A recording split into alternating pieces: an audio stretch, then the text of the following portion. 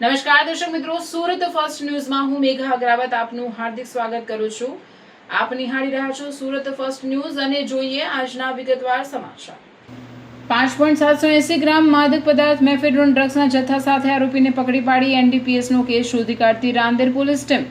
Police commissioner Wabang Jamir saheb Surat શહેર તથા અધિક police commissioner sector 2 Mahendra Bagdiya saheb તથા નાયબ પોલીસ કમિશનર ઝોન 5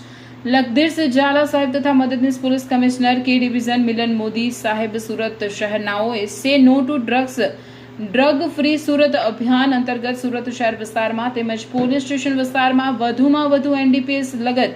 ગુનાઓ શોધી કાઢવા માટે આપેલ સૂચનાથી રાંદેર પોલીસ સ્ટેશનના સુરત શહેરના પોલીસ ઇન્સ્પેક્ટર ટીબી પંડ્યા સાહેબ તથા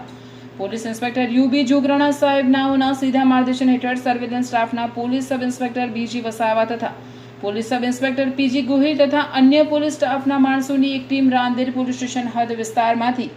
એનડીપીએસ લગત ગુનાઓ શોધી કાઢવા માટે બનાવવામાં આવેલ અને ટીમના પોલીસ માણસોએ તારીખ 30/7/2026ના રોજ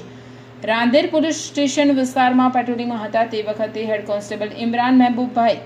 તથા હેડ કોન્સ્ટેબલ નરેન્દ્રભાઈ દશરથભાઈ નાઓને તેઓના અંગત અને વિશ્વાસુ બાતમીદાર મારફતે સંયુક્ત ખાનગી બાતમી હકીકત મળેલ, જે બાતમી હકીકત આધારે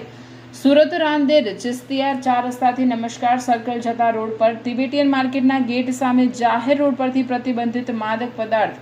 મેફેડ્રોન ડ્રગ્સના જથ્થા સાથે નીચે મુજબના આરોપીને મુદ્દામાલ સાથે પકડી પાડી રાંદેર પોલીસે સરાહનીય કામગીરી કરેલ છે। પકડાયેલ આરોપી અકરમ કૌસર શેખ ઉંમર વર્ષ 33,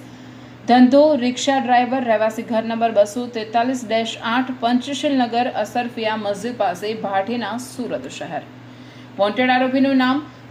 માદક પદાર્થ મેફેડ્રોન ડ્રગ્સનો જથ્થો આપનાર વોન્ટેડ આરોપી ઉંમર રહેવાસી જણાયેલ નથી। આરોપી પાસેથી મળી આવેલ મુદ્દામાલમાં પ્રતિબંધિત ઓફ વ્હાઇટ સેજ ભીનો સ્ફટિકમય પાવડર સ્વરૂપ માદક પદાર્થ મેફેડ્રોન ડ્રગ્સનો જથ્થો નેટ વજન 5.780 ગ્રામ જેની કિંમત 17,340 તથા મોબાઈલ ફોન નંગ એક કિંમત 5,000 તથા સુઝુકી કંપની એક્સેસ મોપેડ જેનો રજિસ્ટર નંબર GJ05 UF 7757 કિંમત 45,000 તથા રોકડા 200 મળી કુલ કિંમત 67,540ની મત્તાનો મુદ્દામાલ કબજે કરેલ છે।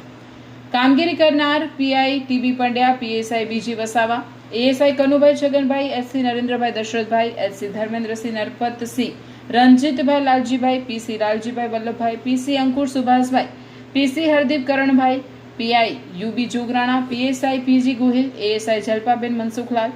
HC Imran Mahebubbhai, HC Laxmansinh Arvindji, PC Manordan Janakdan, PC Bharatkumar Kanubhai અને પીસી કનુજી ગલાજી।